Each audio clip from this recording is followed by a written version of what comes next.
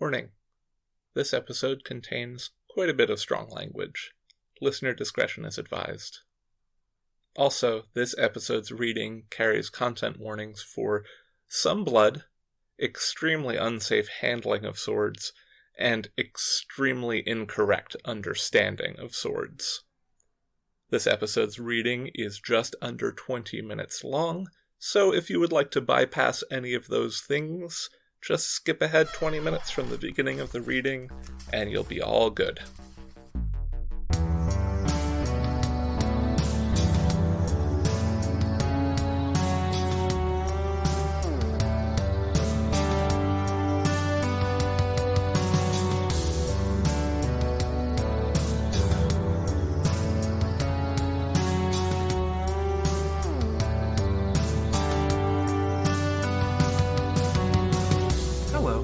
Welcome to Tales from the Trunk, reading the stories that didn't make it. I'm Hillary B. Bisnax. Listeners, I am super excited today to introduce my guest. Miri Baker is an author, a cosplayer, the designer of Amal's This Is How You Lose the Time War Nebula's statement jacket piece thing. Just like there will be pictures in the show notes. It's incredible. Look it up. Miri, welcome to the show. Thank you. Good to be here. Absolutely. This is another one of those episodes where I just we were shit posting and then decided, you know what, let's do a podcast. Honestly, the best way to decide to do a thing together. We are all bound by the deep connection of shit posting. Yes, absolutely. Deeply and abidingly, as a good friend of the show, Lillian Boyd, would say. So, Miri, you're going to be reading to us from DUEL. Is there anything we need to know about it before we get into the reading? Yes, this was written many moons ago now as a submission to the Machine of Death anthology, the second Machine of Death anthology. And the prompt for these anthologies was, there exists somewhere a machine which by one simple blood test will tell you how you are going to die. It'll spit it out on a nice little card. It is correct, technically. That's the only rule.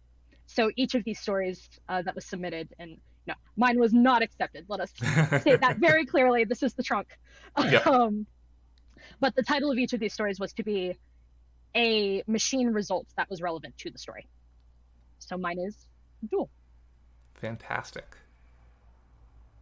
Content warnings for a little bit of blood, extremely unsafe handling of swords. Okay.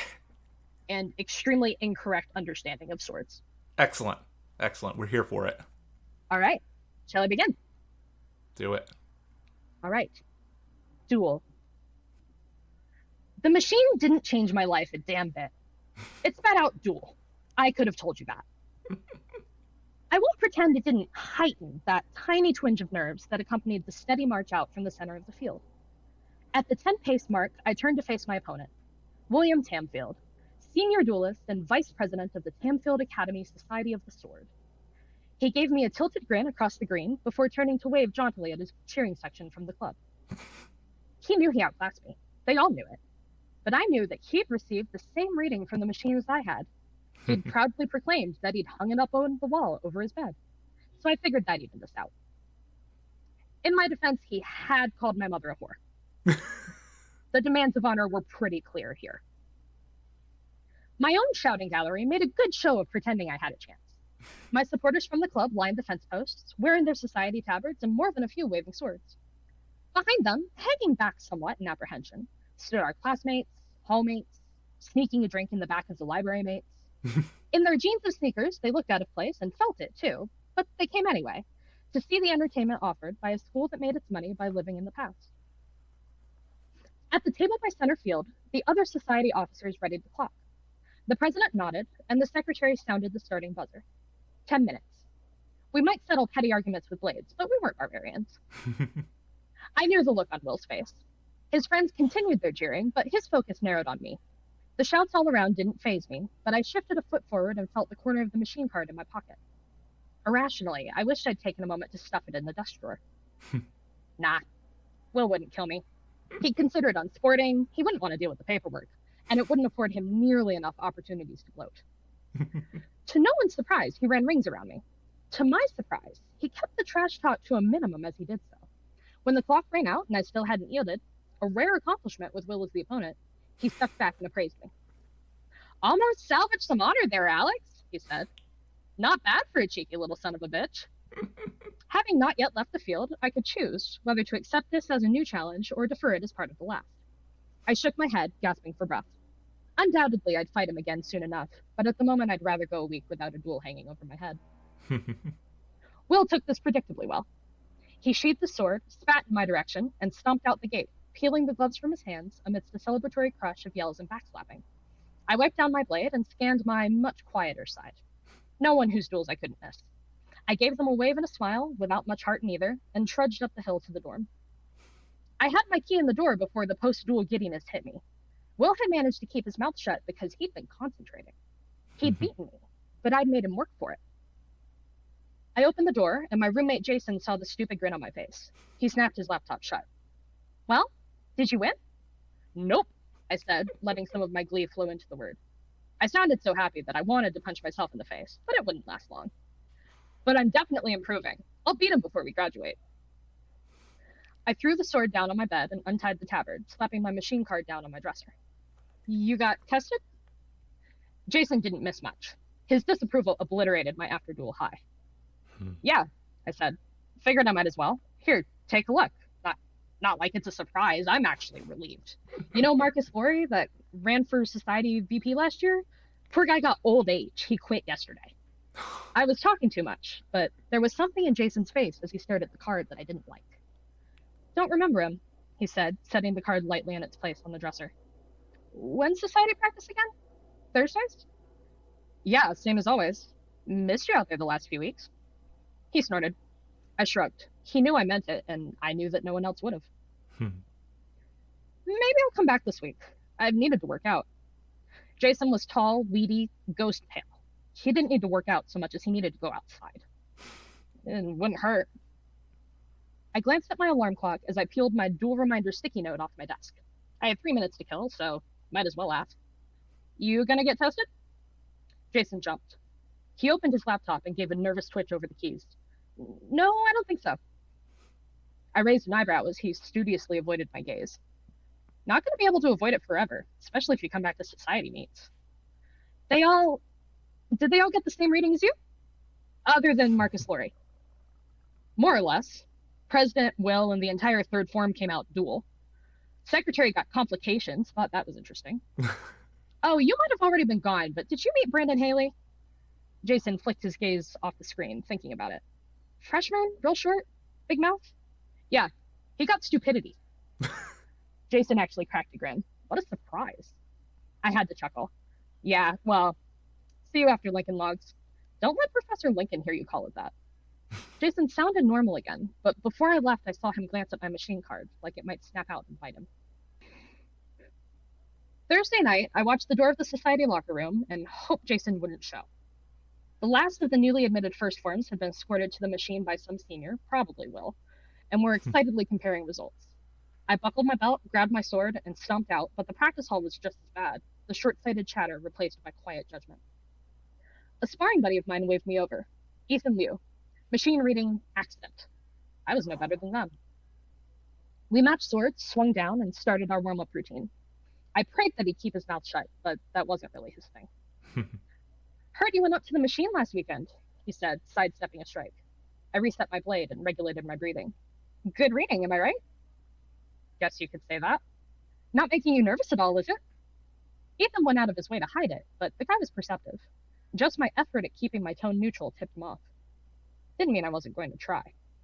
Not any more than usual. You? Nah. Ethan met every strike with respectable force, twinging the muscles that were still sore from my duel with Will. It's vague enough to mean anything. The specificity of duel would get to me. I haven't thought about it much. Not anymore since getting the reading, at least. I've been in fights since I was a kid and would continue well after I graduated. At least in the society, with its rules and traditions. If I got myself killed, it would be mostly my own fault. I just wish people would talk about something else occasionally, you know? Oh, I don't know. The first forms are hilarious. Did you know that Derek Ford got pursued by a bear? Suddenly, I was as tired of the topic as my roommate. I doubled the force of my next strike, putting Ethan on the defensive, and thus shut him up until the door from the locker room opened. Ethan swiped his sword to the side. Is that Jason? My mouth went dry. Is it? The practice tabard looked wrong on Jason, and he wore it uncomfortably. He held his sword at an awkward angle and cast a nervous eye around the room. Unable to reasonably hide, I waved him over. Been a while. Ethan was a good dude, but his indiscriminate extroversion clashed with Jason's cool containment. Both held themselves back. Doing all right? Yeah, I'm good. He didn't look good. He looked like he hadn't slept since my duel. Ethan noticed, but he covered it immediately. We chatted and traded off sparring. The conversation hit a lull, and for the last month there'd been only one topic to which we might default. I saw Ethan's mouth open as I pivoted. 3, 2, 1. You been up to the machine yet? Jason jumped, swinging wide. I only managed to block it because I've been waiting for it. Not yet, he said. I gave him a second to reset. I wasn't planning on it, really. Dunno how well that'll work out for you, said Ethan. I opened my mouth, but he went on, I'm not trying to knock his decision, I'm just saying. Pretty soon you won't be able to get a job without putting your machine reading on your resume. Jason shrugged, but every muscle in his arm and face was tense, his movements a little too crisp. Not too worried about it. Oh, you already got something lined up? Ethan leaned against the wall, raising his eyebrows. I looked past Jason's blade at his face. For the last 2 years, he'd talked nonstop about the job market, looking up statistics on the difficulties of finding employment until it formed its own kind of neurosis. If he had lined up a job, I would have been the first to know. Jason didn't answer. His field of vision has narrowed to his sword and mine, and I had to similarly clear my mind to stop him from knocking me over. Ethan didn't make this easy. Because if you do, man, you're way ahead of me. My card doesn't exactly lend itself, you know? I have to spend half my interviews convincing them that I'll be so careful on the job that I'll make sure my accident happens at home, or I don't know, that I'll be intentionally careless while driving, or maybe I could spin it like I'm sure it'll be someone else's accident, because let's face it, it very well could. Will you shut up? Jason's voice hit me at the exact moment his sword didn't. He'd swung wide. Instead of meeting my prepared parry, he smacked Ethan across the chest with the flat of the blade. Ethan blinked and breathed hard. Only the wall at his back stopped him from falling over, not just from the blow, but from the shock of it. Jason had a temper, but few people had ever seen it.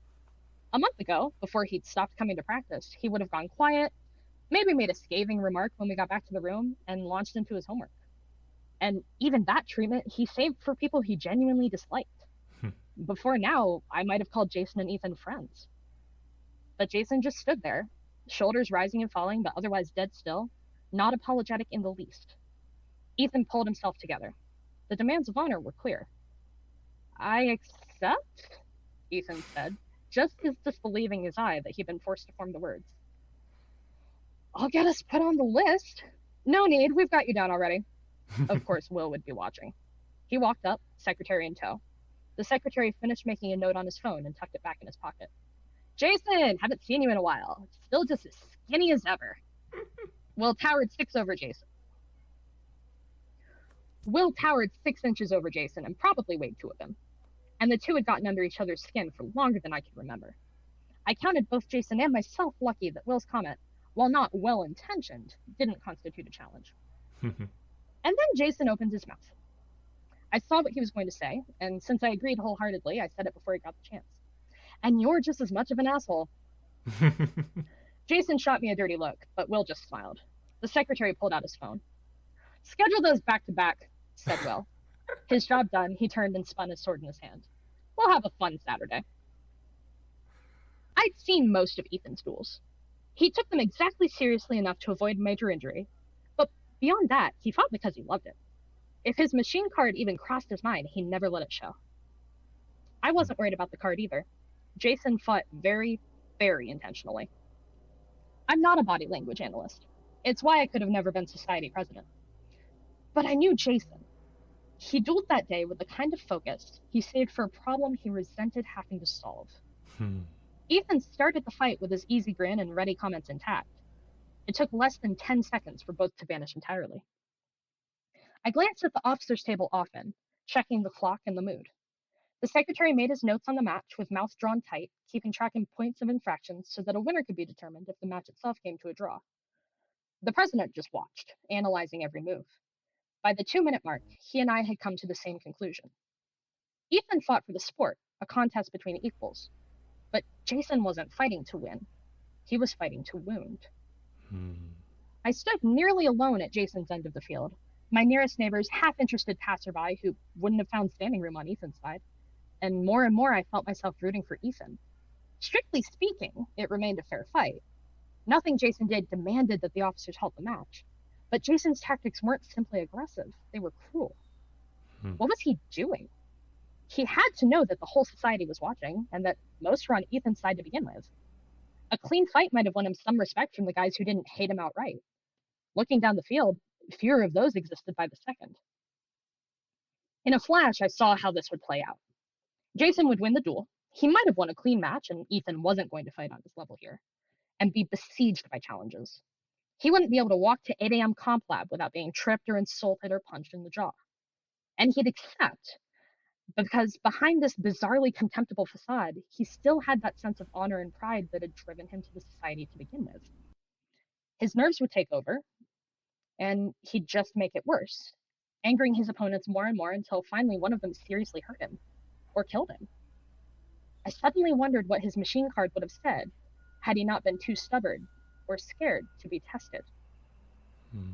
What the hell, man? Said Ethan, speaking for all of us watching as he parried another not exactly sporting blow. Even 8 minutes into a fight, Ethan reserved energy for speech. Did I do something to you? Because I apologize. Jason didn't answer. They were close to my end of the field, so I could see the sweat running down both of their faces. Ethan's defensive confusion finally turning to anger. Jason's cold focus tinged with fear. Fear? Then Jason growled something I didn't catch and swung wildly at Ethan's face. Ethan just barely ducked and almost tripped in the process. He recovered, but a second high swipe nearly knocked him back again. Seriously? Said Ethan, jumping back to give himself space to breathe. Is this how you treat your friends? Jason's entire bearing changed. In a split second, the cold sharpness shattered and reformed into a single sweeping motion. I saw the arc of the blade an instant before it happened, saw Ethan's head reflectively turn at exactly the wrong moment. Everyone heard the blow land. Ethan flew a foot to the side and hit the slick grass head first, his entire face red. I'd seen the angle of Jason's blade, tilted just enough to cut on the edge and hit blunt on the follow-through. Beneath the gash, Ethan's jaw was broken. With the match called, Ethan's friends jumped the fence en masse and surged toward him. The duel had ended closer to me, though, so the way was still clear when I leapt forward. Jason hadn't even lowered his sword when I punched him. He dropped the blade and staggered back, pressing his hand to his cheek. The blow would sting, but I hadn't hit him hard enough to do any serious damage. It was just to get his attention. A challenge. He met my eye, stared for a second, and nodded. I turned to the officers, still seated, the secretary just finishing his 911 call. The area hospital knew to have an ear out on Saturdays. We'd have an ambulance here in less than a minute. I want a duel, I said, shaking out my hand and setting it on my sword hilt. Now. The president, ever unruffled, met my gaze. Right now? Soon as Ethan's cleared off the field. Is that acceptable? The president considered, then turned to Will. You're the next scheduled opponent. What do you think? Will raised both eyebrows and stretched, interlacing his fingers and cracking the knuckles. I guess. Should be interesting. I was forfeiting my duel with him, I knew. After a 10-minute match with Jason, I'd barely be able to breathe. Fine. I'd beat him another day. Or I'd die in this next duel and it wouldn't matter. The possibility would have occurred to me whether or not I had the stupid card to remind me. I stepped back and let the pre-med students cluster around Ethan, mere yards ahead of the professionals who just pulled up. Ethan would live, but he wouldn't talk for a while. That's how I knew he would live. Half an hour later, Ethan and the meds had vacated and we'd reset for the unscheduled duel. None of Ethan's friends had gone with him, opting to stay behind and watch the revenge match. The crowd had grown in the last 10 minutes, texts flying. 3 or 4 guys had actually run back up to the dorms and brought back everyone they could find. I wondered how many versions of the story had spread. Everyone knew Ethan in the society and outside it. Everyone liked him. And now, simply because I was facing Jason in the center of this field, everyone liked me. That might last for the rest of the day. I would beat Jason to a pulp because he deserved it, and Ethan's friends might let it end there. I could hope. I didn't say a word to him, just turned and marked my paces. I set my sword, felt the weight, and ran through my strategy. The officers readied their notes on the clock. Will smiled, anticipating his easy victory. Starting buzzer. I leapt forward, covering half the space between us in an instant. Jason waited, sword up in defense. I made the first thrust, and he parried, as I'd known he would. Mid-movement, I switched and brought my blade up under his guard, almost knocking the swords from his hands. He held on and stepped back. I circled around, and we started back toward center field, away from the crowds that lined the fence on all sides. "The hell's wrong with you?" I said, just before my next attack. He blocked it easily, but I had his attention. "You quit the society for a month, come back and turn the whole school against you?" Jason didn't duck under my guard, didn't try to distract me with movement. We fought like we smarted, mechanically, in rhythm, keeping in motion to entertain the audience. The real weapons were words. "Can't lose friends I never had." "You had friends." I cut high. He blocked it, turned, and swung low. "Ethan, at least. Before you..." Halfway through the thrust I expected, his blade changed course. Now came the real fight. I thought of the machine card in my desk drawer, but it didn't change anything. This duel had to be fought. If the spectators jeered, I didn't hear them. Jason's fight demanded all of my focus. Here were the underhanded moves, the unsportsmanlike conduct, the tricks I could only evade because I'd seen him use them against Ethan. From this side of the sword, that cruelty looked more like desperation. Any second, he might lose control. And then he did. Words, and then his mind, and finally his muscles failed him, and a thrust meant to score a point at my torso drove straight at my throat. Everything about the moment was wrong. The positions of our swords, his line of movement in the direction of my momentum, the sudden defensive reflex that forced my sword arm up in the only direction available. And the look on his face, in that last second before my blade knocked his aside and slid straight into his chest. Desperation melting into relief. Both of his hands moved as he fell. I saw them individually, as though the moment happened twice. With his right hand, he dropped the sword, purposefully, fingers splayed to let it fall. With his left, he reached into his pocket.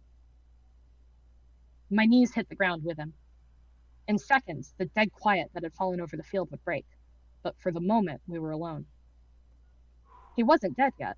His whole body twitching, arm trembling, he removed his hand from his pocket and held it out to me. "I lied," he mumbled, and dropped the machine card into my hands. The machine didn't change my life a damn bit, but it did answer a question that the last few days had imprinted on my mind. I would have doubted it, wanted to doubt it, but the machine never lied. Printed on the card that Jason gave me were 2 words. A friend. Goddamn.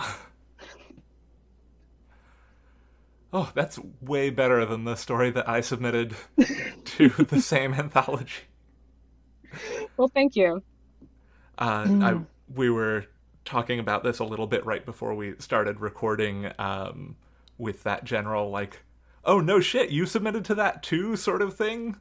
And I was saying that, this was, Machine of Death 2 would have been like 2009? 11. That's right. And I have a very specific way of knowing that it was 11, and it's not that I remember. It's that I have a very clear recollection of finishing the story by hand in my parents' car as they were telling me to get out to go eat at the Carrabba's after we'd seen the live cast of the Broadway revival of The Importance of Being Earnest, which it turns out was in summer 2011. Incredible. I love how brains work, or, don't, as the case may be. It's like, here is your data. It's not the data you need, but it's what I'm giving you. Yeah. But no, I think that's so great that this anthology that was literally a decade ago. Yeah. You can still find people who, it's like, oh yeah, wasn't that cool too? Yeah. Yeah, and God, like, that, I don't even think that was a market that was tracked on, I guess it would have been Duotrope at that point in 2011. Oh my word. So, which, like, I hadn't even thought about my submission to this anthology in years, and suddenly I'm like, I should see if there's a stub market for that on the grinder, just so I can like log that submission. I have no idea how long it took to get turned around. I don't know what email it was associated with at this point. Like, all that stuff is lost to the sands of time, but I need to log that rejection. Yeah. I was not looking at markets at that point. I found out about it because I followed and still do follow the webcomic Wondermark, which is Oh, by yep. one of the guys who put the anthology together. And I was like, oh, that sounds fun. Yeah, I think that I was definitely following Wondermark at least some at that point. Um, and I know that because I'm pretty sure I got into Wondermark because of the whole like late aught steampunk thing. Oh, bless. Yeah, that was that time. That was that time. Because I have a first edition copy of the first Machine of Death anthology, Mm. and or I guess I don't know if first edition is really a thing that was like an early print on demand type thing, but It is like amazing how much the world has changed. it is wild. Like, we don't think about it most of the time because it's just like, why would we? Yeah, things are super normal. I'm just swimming along. Yep. No, I am very much dating myself for the pod here, but that was the summer I graduated high school. Oh my gosh.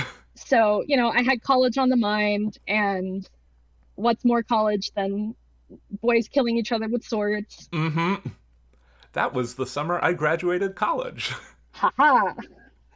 Yeah, it's also like the whole way through. Obviously, they don't aren't killing each other in Fence, but uh, I don't know if you've read C.S. Pascott and Joanna the Mad's Fence graphic novels I have not. or the Sarah Reese Brennan novels that accompany that follow like the first five trades of that. Really Oh, I didn't good, know she was doing that either. really good, really gay. Like lots and Good. lots of yearning, I'm lots of glad she went full gay. It was, gosh, what was the Sarah Reese Brennan book that I loved? The Demon's Lexicon, I think it was. Like oh early Sarah Reese Brennan. yep. I had such a crush on the two brothers in that. I literally the only things of hers I've read are the two Fence books and In Other Lands and Mm. the oh, I can't remember the name of that anthology. I know it was not My Monster Boyfriend, but that's all I can think of. But the anthology that she wrote the short story that became uh, In Other Lands Oh, for, yeah, yeah, yeah. and So, like I think picked up In Other Lands of uh, because of Be the Serpent and because of seeing yep. Sarah Reese Brennan at Worldcon in San Jose and She was in San Jose? Oh, no way. That was my first phone call. Sarah Reese Brennan is lovely. I she's can confirm lovely. this She was because, hilarious on that panel, oh, and I that's bet. the second reason I was like, I need to read this book. Well, I Now, guess third reason. when I was reading the Demon's Lexicon, I want to say it was her debut. I'm not 100% on that. Sounds But it correct. Who was knows? at a Time's fake. point when she was still responding to her fan mail. She might still, I really don't know. But I went to bed. I woke up at 6 a.m. on a Saturday to finish the book. I immediately went up to my little computer and typed out a little fan email of like, hey, I just wanted to let you know I love this so much. It gave me these vibes. I don't know if you're familiar with Full Metal Alchemist, but it kind of reminded me of that in some ways and just, gushing and doing the fan Mm-hmm. mail thing. And she responded with, thank you so much. This is so wonderful to read. Funny story about Full Metal Alchemist. Hiromu Arakawa actually did my Japanese cover art. You want to see it? Oh my god. Incredible. Yeah. So, absolute treasure. That is amazing. Oh, I love authors so much. Yeah. No, for every like bad author experience, There are so many good ones. Yeah. Yeah, I still think fondly back to the time, gosh, this would have been late 2010 when I was finishing up uh, the first semester of my senior year of college, and one of the requirements for the creative writing major at my school was you did a reading. Oh And wow, that's I brutal. and like the whole school pretty much would come to it. Like not actually the whole school, but this was an 800 person student body college. So like, Might the as well have been the whole school. might as well have been the whole school. Like the entire like fellowship hall or whatever it was at the campus church was just packed with faculty and students, and you'd get like 10 to 12 ish like punk ass you know creative writing seniors getting up and reading a variety of things, some of which are like haunting and beautiful and I remember to this day, and some of which are like, okay, yeah, you read that. I'm thinking punk ass creative writing seniors. Fellowship Hall of the Church is not their natural habitat. Yeah. And I don't remember if I wrote immediately before or immediately after, but this was like, this was 2010, so like blogs were still a thing, and I like miss blogs. I miss blogs so much. religiously read Neil Gaiman's blog, and he had like his whole Ask Neil thing where he would answer fan mail, and so I wrote to him about like, do you have advice for doing a reading? And he wrote back to me, and I'm like, Oh, there are some things that he has done and some discourse he has been in, but I still value the fact that A, he knows what Tumblr is for, and B, he answered my fan mail. that is really delightful. And C, he was on that episode of Arthur. Yes, very Yeah. important. I definitely turned from baby writer to baby author over some number of years of reading Miss Snark's blog, if you remember that one. It was kind of the spiritual predecessor to Query Shark. Yeah. She had this amazing character. She had a Bijan Frise and an incredible crush on George Clooney, and would just answer people's query questions in ways that now we, especially people in the community at all, we kind of think of common knowledge. Like, yeah, you follow the guidelines. Yeah, this is the length you're hitting.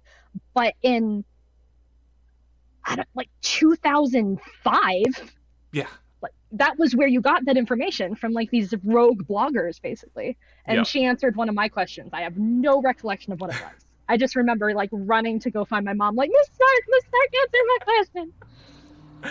Incredible. Yeah. I mean, there are still bloggers around, thankfully. Some. Yes, at least. holding the line. Yeah. I mean, like, John Scalzi is never going to give up his blog, and the work he does to elevate other people's voices, I say bless him for that. Yep. That's a really good use of blogs right now. You've got Scalzi, you've got Chuck Wendig, Yep. you've got my favorite part on Mary Robinette's Mary Robinette Koala's blog. Like, good on them, because Yeah. I have absolutely found stuff from those blogs and met people and like made friendships with those people because they were on the blog, and then I showed up in their DMs. Yep. I was also going to say Sarah Gailey's Stone Soup Yes. is another, like, another person who is using their platform for good. Yep. And then And a more recent one, which makes me Yeah. really happy that those are still kind of being born and coming up. Yeah. And I mean, I like to think of, I mean, this is obviously a podcast, but I'm not like your standard straight dude, talking to a bunch of other straight bros about, I don't know what bro podcasts are actually like. I've never subjected myself to one. I have no recollection. But like, this is this is an audio podcast of highlighting other people's work, and Yeah. I know. I'm so grateful to be or included. I'm so audio glad that blog. you're doing this. Yeah. Yeah. Yeah, and I'm like the best I don't know. The best part about it is that me and all my friends are online enough that we've found each other. Yes, But very then much so. the second best part is just like pulling some bullshit. Pulling some bullshit on the audio. What is it? My second priority life is the well-being and happiness of those close to me. My first priority in life is commitment to the bit. Yes. Exactly. Yeah. And it's just so, like, I don't know. There's so many good fan casts in the world and so many good, like, fan spaces if you know where to find them. Yep. And that can definitely feel like an insurmountable wall, and I do get that. Yeah. Like, I 100% lucked my way into most of the spaces that I'm in. Same. And I say lucked, but I recognize the element of privilege to that because I can track a direct line to having met you in some of the spaces that we share, all the way back to deciding on a lark to go on the Writing Excuses cruise in like 2017. Fantastic. Like, Incredible. straight line of connections. And like, that's something, writing workshop cruise, very, very fortunate to be able to do that. But it's like, I don't know where I'd be if that had not been the case. Mm-hmm. Yeah, no, I wouldn't be sitting in this chair doing a podcast in some ways if one of my friends from summer camp hadn't told me to go read this webcomic Schlock Mercenary in 2003. All right, so we have a shared instructor and illustrator connection there. Yeah, like it went read Schlock Mercenary for decades to start listening to Writing Excuses to eventually join Twitter because it seemed like the thing to do, which, debatable. I would say that at the time you and I joined Twitter, because we probably joined about the same time based on that, it was the thing to do. Yeah. I would argue that it might not be anymore. No, like, I think 2012 Twitter was way better than... 2012, we're all stuck in our parents' houses for Thanksgiving Twitter. Yeah. It's incredible. Incredible time to be on the internet. Like, almost as good as, like, 2004 era LiveJournal. Do you recall a professor by the handle of Limael who wrote fantasy rants? Yes. So back when I was like pretty young, like probably was not legally allowed to be on LiveJournal. I had an internet timer. It was that kind of house. I had 30 minutes a day on the internet. Yep. So I discovered pretty quickly, one, these are text. Two, the timer stops me from opening new tabs. It does not stop me from reading tabs I already have open. So I consumed an awful lot of one huge Song of Ice and Fire fan's thoughts on the fantasy genre. Amazing. As a way to get around my timer. And I think it baffled my parents, and they're like, well, there's worse things she could be doing. Honestly, kids these days will never understand. No. Actually, I can trace even more of my life to that phase of internet. Two things in 2004. Gaia Online. Yep. Which then pointed me to the NaNoWriMo Nanoisms thread of 2004, which is all the people's, typos and the weird shit that ends up in your book when you're trying to do NaNoWriMo word pacing. And then I got into NaNoWriMo in 2005. And Gaia Online also showed me cosplay around that time. And those two things are the entirety of my adult personality. Yep. Yep. Yeah. The end of the thread of how I got to be sitting on this side of the microphone was Twitter showed me, I think, the Uncanny Magazine Year 2 Kickstarter when Mary Robinette was or maybe even the year one Kickstarter, where Mary Robinette was had donated several short story intensive workshop spots, and I supported was like the last person to get a workshop slot Oh, on that's that so good. Kickstarter. Went to a workshop with uh, ended up going to a workshop that got postponed until like 2 days after New Year's in 2015. So July or January 3rd, 2015.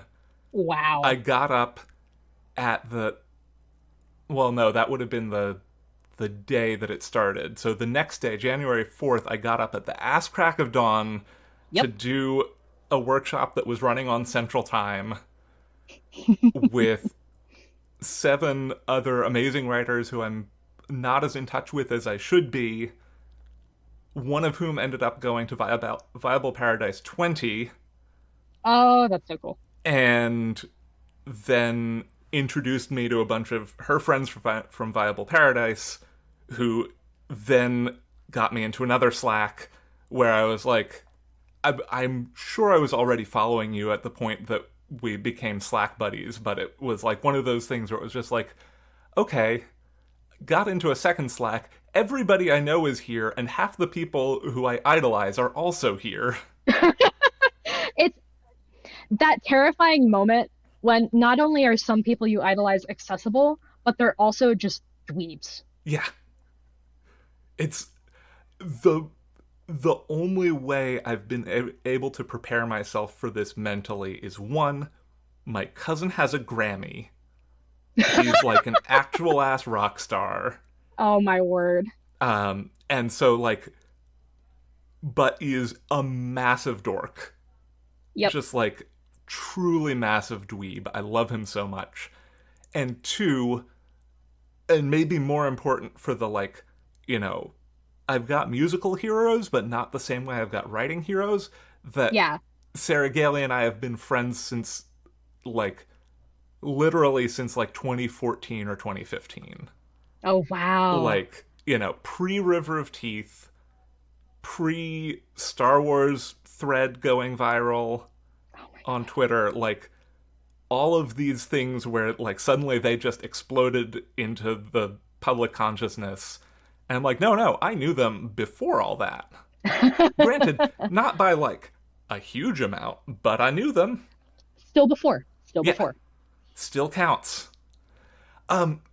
So I wanted to ask you a little bit about cosplay because it's such a big element of fandom in general, and I think it has. We had a very similar discussion. We're recording this still in June, so the episode that just came out with Amanda Cook, who has also done some cosplaying over the years and has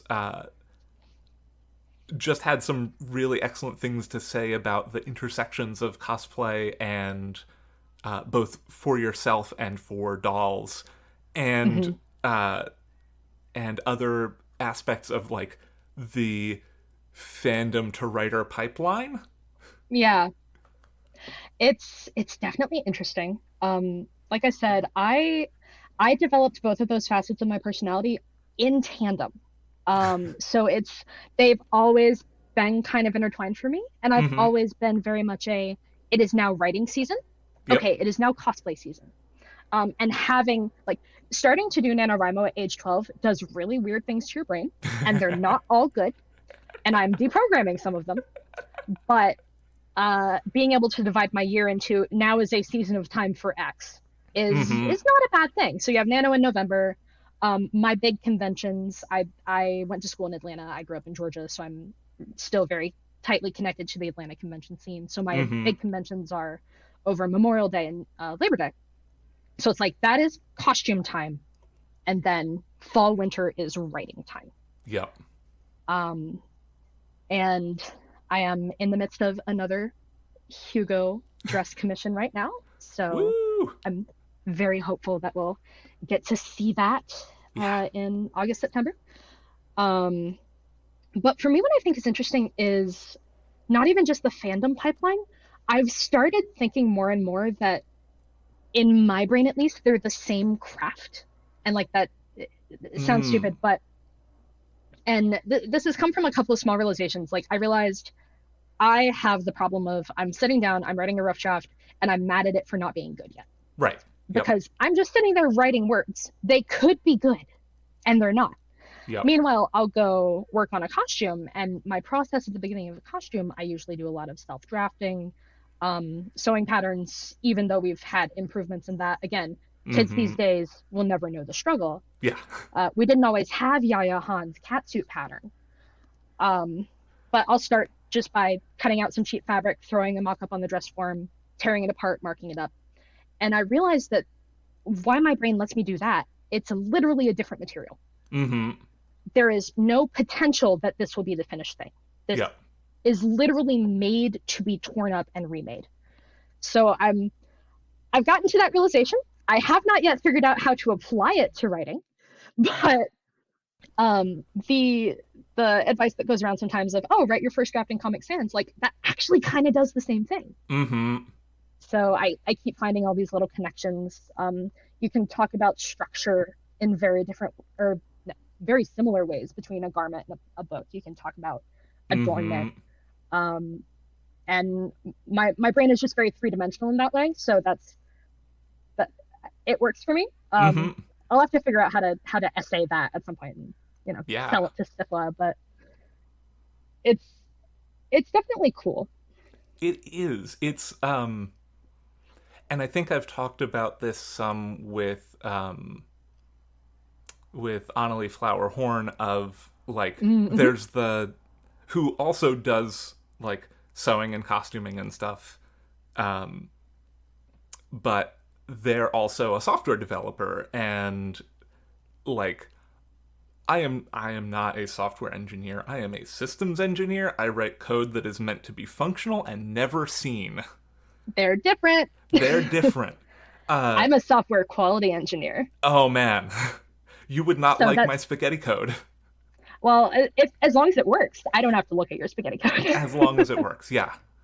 Yeah, no, but like I I have learned in some ways to approach my writing the way I approach my scripting because like at the end of the day whether I'm writing a story or like a computer script I have an end result I want to get to Hmm. and there's an aspect of just iterating over it that is really important to learn just to like you're going to write some bad code and it is going to break halfway through and that is fine. That is the process. Yeah, write if you can write the whole thing start to finish and then click run for the first time and see where it breaks Hmm. and then do the trace back and then fix that part and watch it break at the next, you know, like ideally I'd be able to just run tests against my writing, but there is not a Oh my test suite gosh. for What would that pros. look like? Oh, that's so interesting. Yeah. Test And suite like for writing. and I'm always much more comfortable cuz like I came from like before I ever started writing, I was like working on bicycles and like working with my hands and, like being the weird gremlin child who just spent all day in the basement like hacking things together with bits of wood and like random stuff and like Yes, Gremlins Unite. yeah and still do that to this day just now I have a 3D printer that makes the things for me. Oh, that's so dangerous. It's too much power. I It's just got too a much resin power. printer. It's so much power. Honestly, I shouldn't have a robot that can just like squirt plastic for me. No. It's No one should have ever had this power, and now we cannot be stopped. now we cannot be stopped. I literally just yesterday and today I got a new speaker for my desk. It did not fit on my desk. I was like, I can solve this problem with CAD. Made Hmm. brackets, put the speaker on top of my monitor, saw that the brackets were bending, made the brackets chonkier, printed them again, and it is good enough. That's what I really want. Every time I'm working on a sewing project, like, I have finished so many sewing projects. I keep a spreadsheet somewhere. I know I'm missing something. It's in the 70s and 80s now. That's of a full lot. costumes, either for me or for someone else, commissions, stuff for friends, stuff for sibling, whatever. I need to figure out how to turn the part of my brain that finishes sewing projects into a part of my brain that can finish other things and can find those solutions in writing the way I can find them in sewing. Yeah. Yeah, absolutely. Absolutely.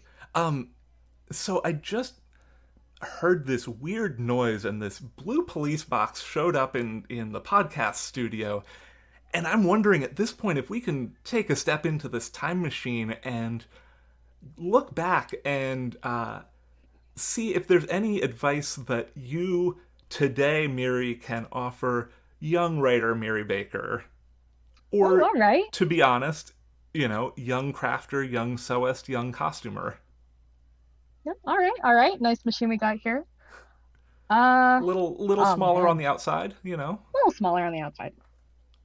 I'm recording this from my basement, so it had to fit somehow. Yeah. Advice for past little Miri. 1, you're more extroverted than you think you are. School is just hard. So it's okay. Other people are not your enemies. I bet they're cool, actually. And gosh, I want to say something about finishing the things that you start. And I think that is important. So, like, try and do a little more of that. But that exploratory phase of just having 300 first pages of something on your computer, like, that's cool. That's practice. Just make sure to practice the other parts too. Yeah. Like, finishing stuff is a skill that you practice. And that time that you decided at 2 a.m. before Anime Week in Atlanta, you know what, these gloves are good enough, I can wear them and have fun. Keep that. That. Cultivate it. That book you're working on at 2 a.m. can be good enough and you can read it and have fun. Yeah. And don't worry too much about what other people want to read just yet, because the only person who's guaranteed to read your writing is you. So you better like it. Yeah. You've got something in here in the show note, in the pre-recording questionnaire that I think blends really well with this. Kill not the part of you that is cringe, kill the part that cringes. Kill the part that cringes. Yep. Now, I saw that around one of the social medias that gets reposted to other social medias. My favorite way of consuming content in the year of our Lord 2022. Yeah. But yeah, the part of you that is cringe is usually a response to thinking about how other people won't like the thing that you like. If they don't like it, cool. It's not for them. There's stuff that is for them. But that thing that you love so much it's a little embarrassing, that's your power source. So chase that one down. Yeah. Yeah, that, like, once you learn to harness liking the things you like, you're unstoppable, baby. You're unstoppable. You're a lot more fun to be around. Yeah. And you're not too much. Yeah. You're just an amount. You're going to find people who like that amount. Yep. Yeah. And, like, I mean, that comes down to something we were talking about earlier, which is, like, finding your communities. Because, like, you're gonna be in communities that don't really work for you, and that's part of the process too. Yep. Learning what doesn't work for you, learning to identify it earlier and earlier in the process. That's a big one. Yep. And that way you can see one message and just go, I'm a dip. Goodbye, friends. Yep. And, that doesn't mean you're gonna dip on everybody there. Nope. You are still probably going to slide into somebody's DMs from there on the reg to,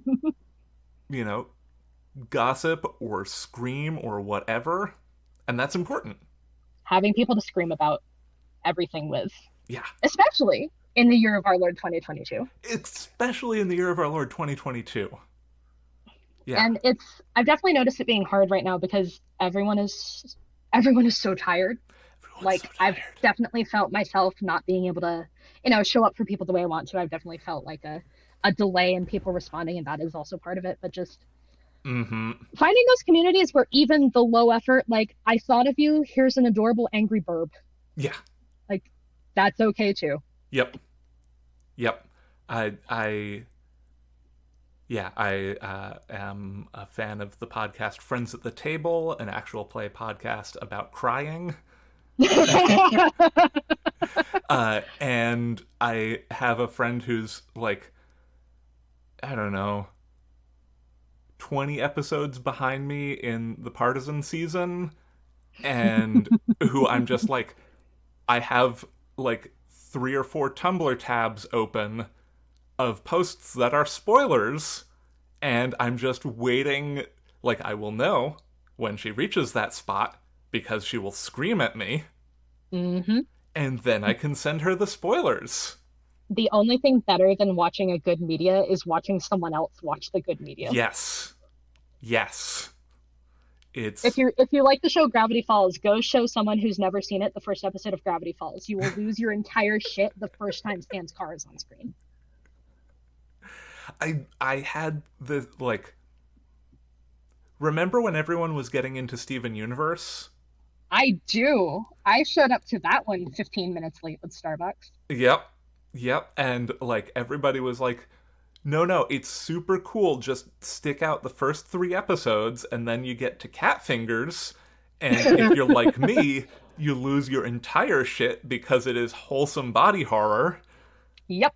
And then you cannot be stopped. Gravity Falls too. It was Paper Jam Dipper when it went from I'm watching this in the background while I'm sewing to I'm dragging my partner into the room and restarting from the beginning. Mm-hmm.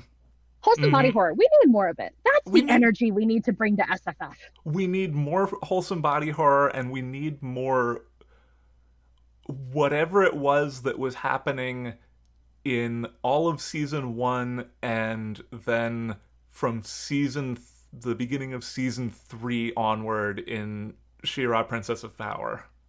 Mm-hmm. Like, I am a season 2 defender, but Netflix just cut season 2 in half.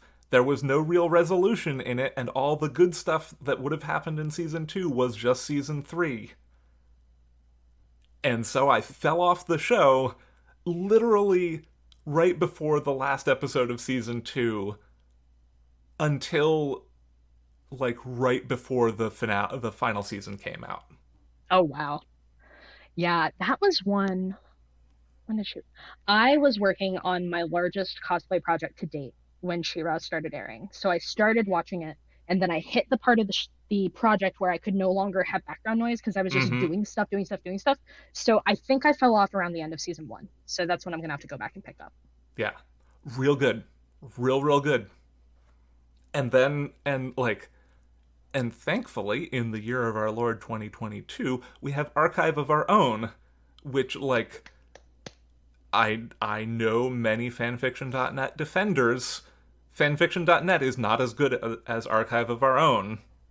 Every now and then I'm reminded that FF.net still exists. It still exists. It still looks like a PHP BBS like stock installation. Oh bless. Yeah. It just has to function. It just has to function. While AO3 can be out here winning Hugo Awards and having freeform tagging because all the queers who made AO3 came from Tumblr and understood that Tumblr is good because you can just put whatever the fuck you want in the Tumblr tags. Oh my gosh, I could go on an entire... No, I did write an entire linguistics paper about how Tumblr tags are used. Excellent. That was in that hazy part of college where I know that it happened. It definitely happened. Definitely but like, happened. I don't know. Time is fake. Who knows? Time is fake. Maybe there were swords. Yeah. Miri, it's been so much fun having you on to just do a verbal shitpost for an hour-ish. Yes, talk about the olden days. Talk about the olden days don't understand. No, it's been delightful. It's so good. Couple of quick questions before we go. One, do you have anything that you have coming out that you'd like people to know about? I do not have any writing work coming out at this point. I will ask our listeners to keep an eye on the novelette section of the Hugo nominees this year. Excellent. Excellent. But that is my current work in progress. Fantastic. I am extremely excited for... I'm extremely excited just for the Hugos in general, because the slate this year is bananas good. I'm phenomenal. Honestly kind of relieved I can't attend, because then I'd have to vote. I am voting, and I have no idea how I am voting. No, there are really not any wrong answers in most of these categories this year. Yeah. I'm gonna put one like Go Arcane, the show that I am viscerally angry that it was as good as it was. That show has no right to have been as good. No right. And I mean, it's the latest in a long line of video game animation adaptations that also have no right to be as good as they are. But the final episode, the monster you created, absolutely deserves to be on a Hugo ballot, and frickin' Riot made it. Mm-hmm. And also, it got me back into playing League, but that's my own damn fault. Every time I think about Arcane, I remember, not that Ruby is a video game show, but I remember, I remember the olden days of Rooster Teeth. Oh, yeah. Season 1 of Red vs. Blue shit. That's the olden days. That's the olden days. That brings me all the way back to high school and, watching that shit on my friend's laptop in the hall in between classes. Watching anime in 3 videos per episode in 280p, like God intended. Like God intended. Absolutely. But, that we went from a couple of guys making a stupid little show in Halo multiplayer to Ruby, which is fantastic, and is also still at least the early seasons very much have that look of you mastered Flash, but you still made it in Flash. You have hit the ceiling of Flash. Yeah. Which, all the more power to you. Could never be me. I didn't master Flash. Yeah. And then we're at Arcane. And which, what the fuck? even animation Twitter is there's all the stuff that we kind of know how to do, but have never been able to do. And they just did it. Yeah. They just and did also, it. Of all the things I expected from Riot, justice for Kate Vi shippers. Not one of them. No. I mean, we know about video game companies. we know better. We've known for years. That